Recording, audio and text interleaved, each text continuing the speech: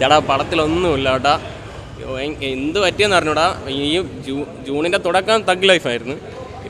ഇപ്പം വന്നിരിക്കണ ധനുഷിൻ്റെ അവിടെ എന്ത് പറ്റിയെന്ന് അറിഞ്ഞൂടാ. എല്ലാവരും പടങ്ങൾ എടുക്കണ അത്രയും വേസ്റ്റ് പടങ്ങളാണ്. ഇത് തഗ് ലൈഫിൻ്റെ അത്രയ്ക്ക് ഇല്ലെങ്കിലും പക്ഷേ ഭയങ്കര ഇഴച്ചിലാണ്. ഒന്നുമില്ല പടത്തിൽ, സബ്ജക്റ്റ് ഒന്നുമില്ല. 3 മണിക്കൂർ ഭയങ്കര ഇഴച്ചിലാണ്. ഒന്നുമില്ല പ്രത്യേകിച്ച്. ധനുഷും പെർഫോമൻസ് പറയേണ്ട ആവശ്യമില്ല, അത് അടിപൊളിയാണ്. കാരണം നമുക്ക് എല്ലാവർക്കും അറിയാം. നാഗാർജുൻ്റെ റോളും കുഴപ്പമില്ല, നല്ല ആക്ടിങ് ആണ്. സ്കാമിനെ പറ്റി പറഞ്ഞു പറ്റും.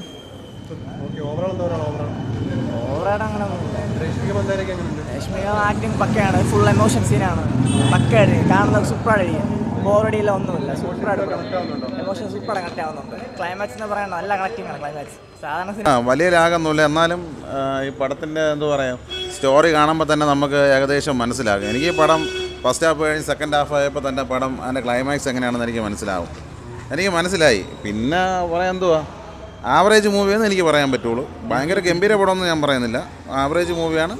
നമുക്കൊന്ന് ഇമോഷണൽ ആവാം. ധനുഷ് നല്ല രീതിയിൽ ആക്ട് ചെയ്തിട്ടുണ്ട്.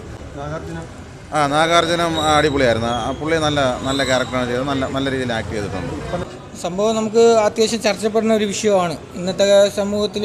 എസ്പെഷ്യലി അത്യാവശ്യം ഇനി അങ്ങോട്ട് ചർച്ചപ്പെടുക എന്ന് വെച്ചാൽ ഒരു രാഷ്ട്രീയം കലർന്ന ഒരു സംഭവമാണ്.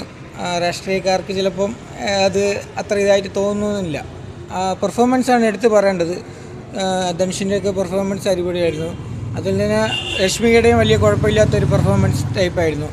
പിന്നെ സ്റ്റോറി കുറച്ച് നീണ്ടുപോയെന്നേ ഉള്ളൂ. ഒരു 3 hours ഒരു ചെറിയൊരു ഇതുണ്ട്.